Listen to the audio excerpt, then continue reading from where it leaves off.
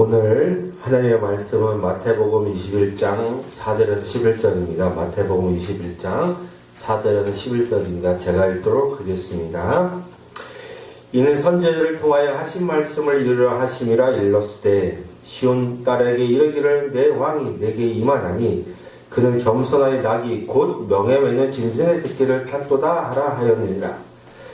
제자들이 가서 예수께서 명하신 대로 하여 나귀와 나귀 새끼를 끌고 와서 자기의 겉옷을 그 위에 얹음에 예수께서 그 위에 타시니 무리의 대다수는 그들의 겉옷을 길에 펴고 다른 이들은 나뭇가지를 베어 길에 펴고 앞에서 가고 뒤에서 따르는 무리가 소리 높여 이르되 호산나 다윗의 자손이여 찬송하리로다 주의 이름으로 오신 이여 가장 높은 곳에서 호산나 하더라.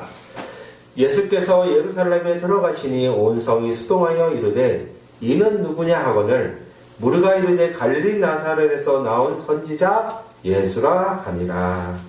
아멘. 오늘 말씀의 제목 예수님 우리도 겸손의 왕으로 오신 주님을 따르기 원하는 제목으로 말씀을 나누도록 하겠습니다. 이제 꽃도 폈고 봄이 됐고 이제 부활을 맞이하기 위한 일주일 전입니다. 오늘도 우리 말씀을 나누면서 우리 마음에 정말 예수님을 바라보고 따르는 믿음이 더욱 생기시길 주님으로 간절히 부탁드립니다. 오늘은 예수님을 주님으로 고백하며 믿는 기독교가 지키는 절기 가운데 하나인 종려주일이라고 합니다. 종려주일이란 사전적인 의미는 예수님이 십자가 처형을 앞두고 예루살렘에 입성하실 때 군중들이 환영을 받은 일에 대한 기독교의 기념주일이라고 정의가 되어 있습니다. 매년 부활절 일주일 앞둔 일주일로 이날부터 7일간은 송주간으로 예수 그리스도의 고난을 기념하는 고난주간으로 지킵니다. 이렇게 종려주일은 예수님과 관계된 매우 중요한 절기로서 1년에 한 번 예수님이 예루살렘 입성을 기억하고 기념하는 날입니다. 그런데 이 종려주일이 더욱 중요한 이유는 예수님이 자신의 고난과 십자가 죽음을 앞두고 예루살렘에 공개적으로 입성하신 데 있습니다. 왜냐하면 예수님은 자신의 죽음이 다가오는 이 시점을 앞두고 세상 사람들에게 공개적으로 환영과 의심을 받으며 드러나게 되셨기 때문입니다. 사람들은 일반적으로 자신에게 좋지 않은 일이 앞에 일어날 줄 알면 그 자리를 일부러 더 회피하고 피하려고 합니다.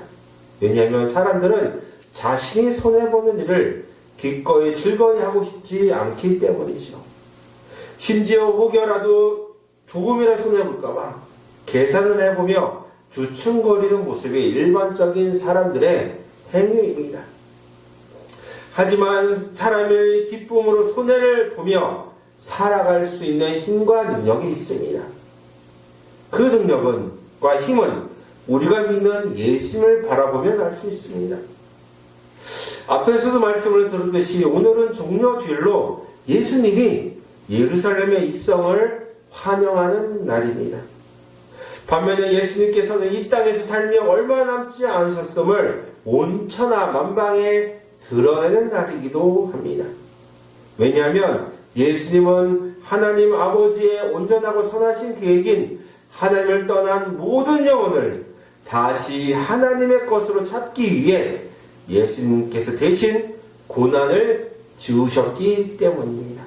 그렇게 예수님은 십자가에서 철저하게 죽음을 당할 일이 며칠 남지 않으셨기 때문입니다.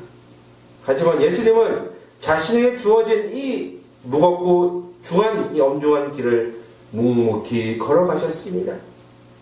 그렇게 예수를 바라보면 그분이 가신 길을 따라 주님만 바라보며 자신을 부인하고 예수님을 겸손하게 따를 수 있는 제자가 될 수 있습니다.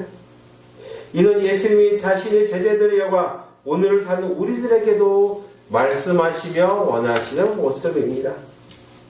사실 제가 요즘에 다시 생각하는 것, 매일매일 생각하는 것, 매 순간순간 생각하는 것, 하늘을 떠나 죄로 끼어진 약한 세상을 어떻게 하면 하나님이 다스리시는 하나님 나라를 이루었는데 제가 쓰임을 받을 수 있을까라는 질문과 함께 깊은 생각을 하고 있습니다.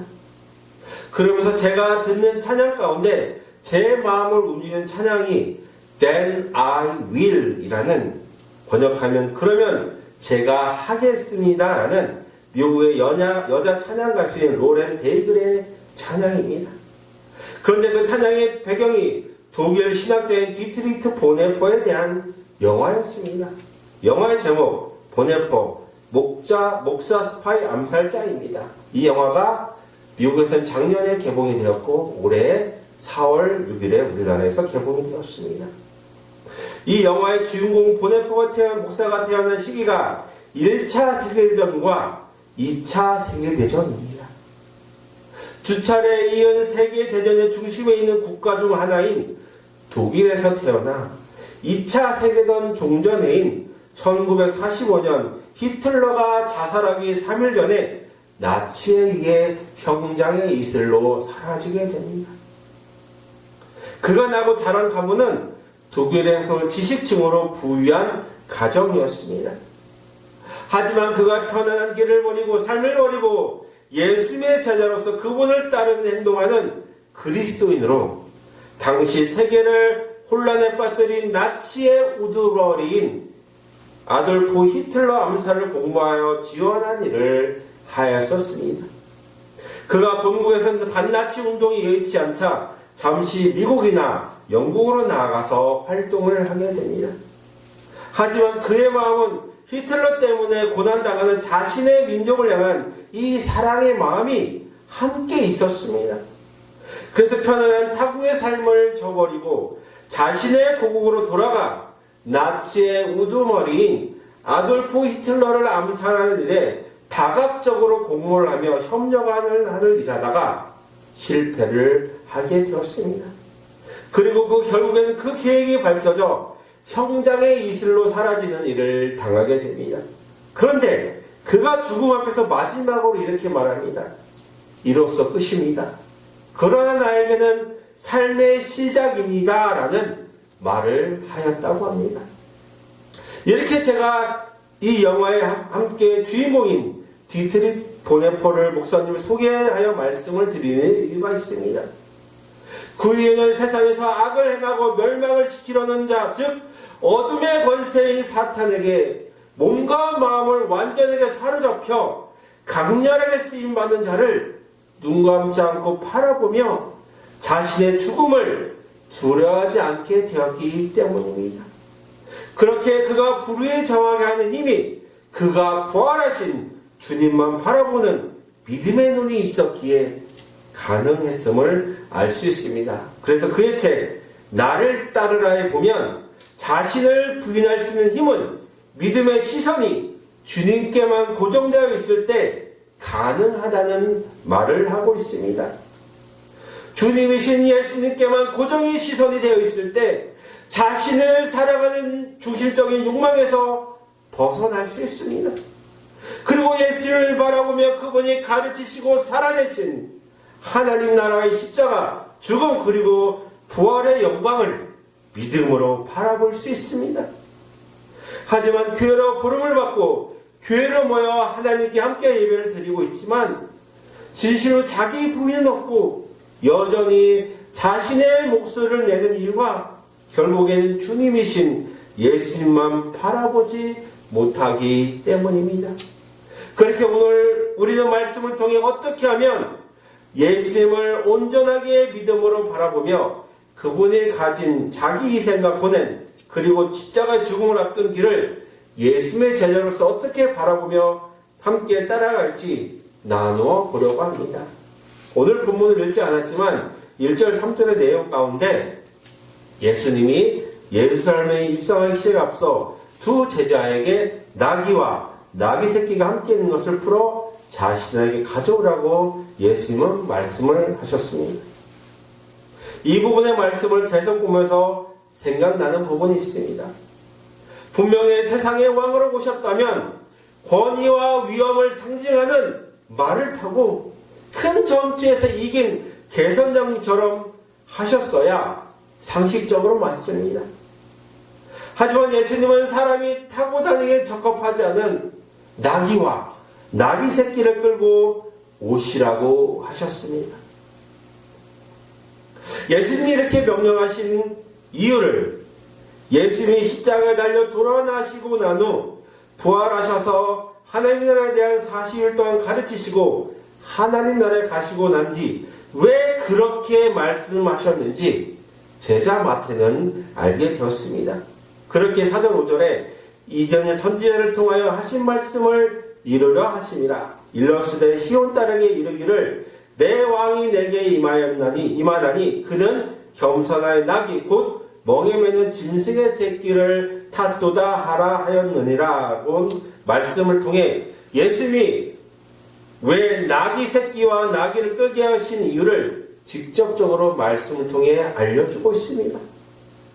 예수님이 종려주일에 말씀하시고 행하신 일은 결국에 하나님이 보낸 선지자를 통해 하신 말씀을 이루기 위함이었습니다. 그리고 이어서 예수님은 그는 겸손한 낙이 곧 멍에 매는 짐승의 새끼를 탓도다 라고 왕이신 예수님에 대해 구체적으로 사람들이 알 수 있도록 말씀을 기록하며 설명해 주고 있습니다. 세상의 왕들은 모두 하나같이 자기 스스로를 세우기 위해 제일 좋은 물건과 좋은 것들을 사고 누리기 바쁩니다. 그리고 자신의 명령 안에며 부산이 움직이는 신하나 강요들을 보며 자신의 권력에 힘취해 있음을 알게 되죠. 하지만 세상의 왕이나 대통령의 권력이 권위는 자신이 있는 나라가 존재하거나 임기 내에서만 가능합니다. 물론 민주주의가 발전한 나라일수록 국민의 뜻에 부합하지 않는 대통령을 탄핵하거나 직을 파면시킬 수 있습니다. 이러한 일들이 결국에 자신이 세상 속에 속해 있는 한 나라의 왕이며 최고의 통치자라는 권력을 남용해서 얻게 되는 결과입니다. 그렇지만 제가 앞에서 소개해드린 이 포네퍼 목사님은 자신의 나라의 사악한 통치자인 아돌프 히틀러를 직접 제거한 일에 직간접적으로 힘을 쏟다가 결국 죽음을 맞이하게 되셨습니다. 그렇지만 그의 죽음은 후대의 이 땅의 사악한 정권과 인물에 앞서 하나님의 자녀로서 주만 바라보고 있는 믿음으로 항거할 수 있느냐라는 커다란 과제를 오늘날에도 우리에게 남겨주고 있습니다. 그 과제에 대한 답은 예수님이 나귀와 나귀 새끼를 타고 예루살렘에 입성하신 이후로 예수님이 겸손하여 나귀 곧 멍에 매는 짐을 지는 짐승의 새끼를 탔다고 가르쳐 주고 있습니다. 우리는 이 말씀을 통해 예수님이 나귀 타고 입성하신 이유는 결국에 자신을 부인하고 낮추시는 겸손한 왕이라는 사실입니다. 하지만 세상에 오는 자신이 가진 권세를 통해 스스로 높아져 자신의 탐욕을 채우기에 혈안이 되어 있습니다. 그래서 진실로 존경을 받을 수 있는 인물과 어른들이 세상의 권세를 가진 자 가운데서는 좀처럼 쉽게 나오지 않습니다. 그렇지만 예수님을 바라보며 자신을 부인하는 자는 결국에 예수님을 따라 낮아지는 길인 하양의 길인 겸손한 삶을 살아내기에 후대에 본받을 수 있는 롤모델이 될 수 있습니다.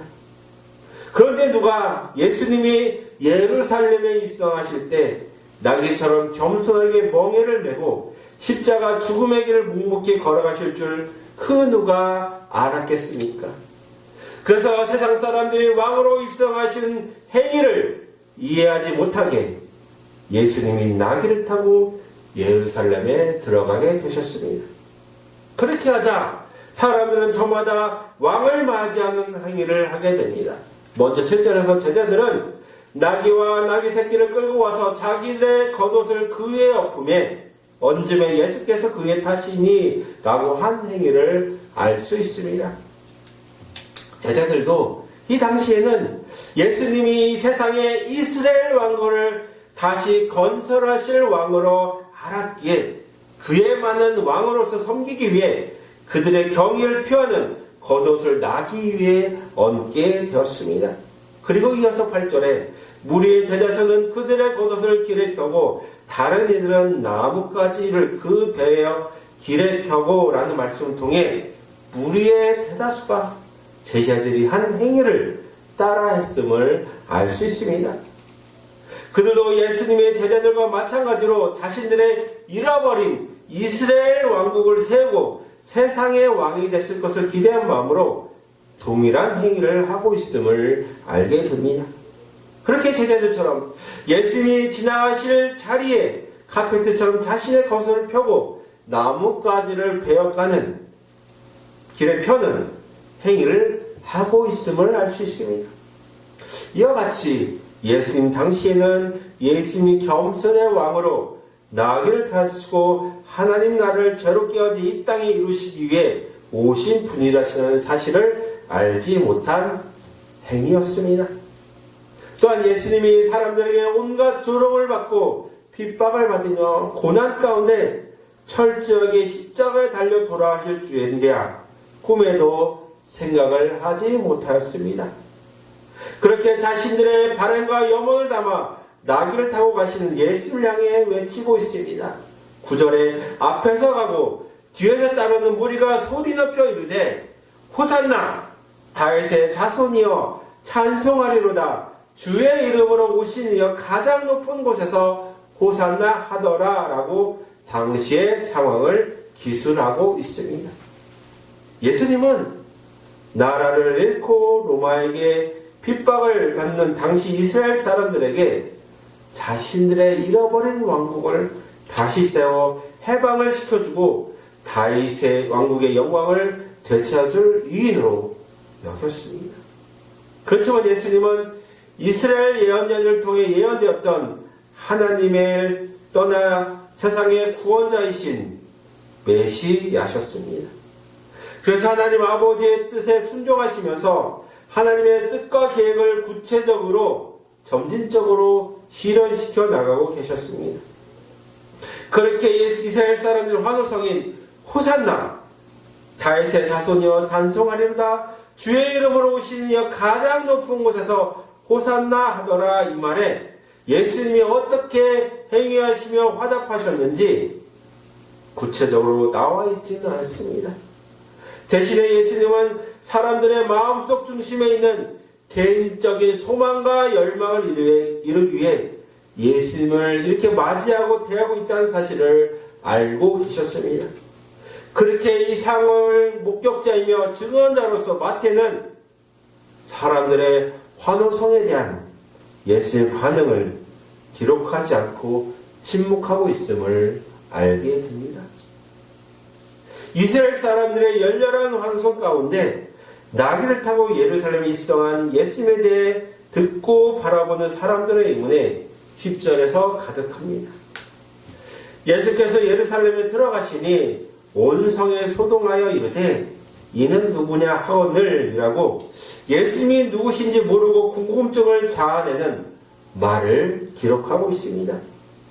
이를 통해 알 수 있는 것은 예수님을 바라보는 시선이 저마다 다르다는 사실입니다.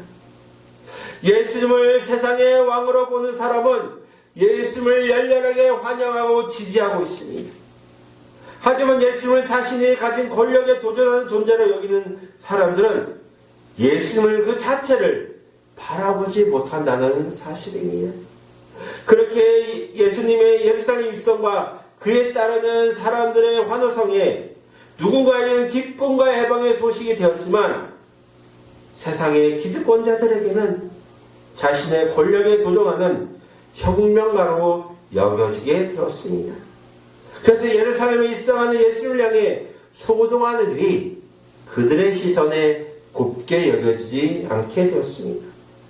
그래요 당시 주범부 시골 마을인 갈릴리 나사렛에서 나온 선지자 예수로 정도라고 11절에서 소개하고 있는 사실을 말씀을 통해 알 수 있습니다. 지금에야 하나님 말씀이 완전하게 사람들에게 계시되어 66권으로 완성된 이 성서를 가지게 되었습니다. 하지만 예수님 당시에는 아직 구약 성경만 가지고 있었습니다. 그래서 예수님이 누구신지에 대해 완전하게 이해하고 대답할 수 있는 사람은 없었습니다. 심지어 예수님의 제자들도 이 일이 벌어질 당시에 예수님이 하신 일에 대해 또한 예수님에 대해 온전하게 알지 못하였습니다. 그렇지만 예수님의 십자가의 죽음과 부활 그리고 40일간의 하나님 나라에 대한 가르침 후에 이 땅에 다시 오신다는 재림을 약속하신 지 시간이 얼마 정도 흐르고 난 뒤에 인간으로 오신 하나님이신 예수님에 대해 기록할 수 있는 성령의 감동과 인도 그리고 믿음을 갖게 되었습니다. 그렇게 자신들의 청년 시절에 예수님과 함께한 시간을 통해 시간이 흐르고 난 뒤 예수님이 자신들에게 하신 말씀과 행위가 무엇인지 비로소 알고 이해하게 되었습니다. 그 기록한 말씀이 신약 성경이며 우리 가운데 우리가 오늘 읽고 있는 본문을 기록한 마태가 예수님에 대한 생생한 증언을 기록하여 우리들에게 믿음을 갖도록 인도해주고 있습니다. 저자이들 따라 우리도 이 말씀을 읽고 보며 함께 말씀을 나누며 세상에 낮아져 겸손의 왕으로 오신 예수님에 대해 종려주일 깊이 생각해 보았으면 좋겠습니다. 우리가 사는 이 세상은 자신을 드러내어 뽐내고 인정받으며 살아가라고 빛이신 하나님을 배역한 어두의 영의 사탄은 사람들 마음속에 속삭이며 끊임없이 유혹을 하고 있습니다. 그런데 이 유혹을 예수님은 이겨내셨고 마침내 하나님의 선하시고 온전하신 계획과 뜻을 이루기 위해 겸손하게 나귀를 타시고 예루살렘에 입성을 하게 되셨습니다. 우리는 오늘 말씀을 통해 이 성경을 기록한 제자 마태가 후에 예수님이 왜 나귀를 타고 들어오셨는지 기록한 문장에서 선지자는 그린 겸손하여 나귀 곧 멍에 매는 짐승의 새끼를 탔도다 라는 문장이 성령의 감동으로 생각나 기록한 진정한 의미를 전해주고 있음을 알게 됩니다. 우리도 겸손의 왕이신 예수님을 진정으로 바라보며 자기 부인을 할 수 있으시기를 바랍니다. 그래서 예수님이 우리에게 원하시는 진정한 믿음을 형성하여 따를 수 있는 몸과 마음 그리고 영혼의 준비를 하여 오늘부터 시작되는 고난주간을 보내시기를 간절하게 소망하며 기도합니다. 기도하겠습니다. 예수님, 오늘 우리가 예수님이 예루살렘에 입성한 종려주일을 맞아 이렇게 함께 말씀을 나누며 예배를 드렸습니다. 예수님이 이 땅에 겸손의 왕으로 오셔서 자신을 부인하고 십자가를 지시기 위해 죽음 앞에 당당히 나아가시는 이 모습을 바라보며 우리들의 비열하고 악한 모습들 너무나 부끄럽게 여겨지며 십자가 앞에 더 나아가기를 원합니다. 우리의 온전치 않은 모습들, 아직도 그 사탄의 유혹에 넘어가 끊어내지 못하는 죄악들 예수님만 바라며 그것을 끊어내고 제자로서 따라갈 수 있도록 도와주시옵소서. 그래서 우리가 있는 곳마다 하나님의 뜻과 하나님의 계획이 이루어지는 하나님의 통치가 이루어지는 하나님 나라가 임할 수 있도록 우리를 또한 선하게 사용하여 주시옵소서. 이 모든 말씀 살아계신 예수님을 감사하며 기도합니다. 아멘.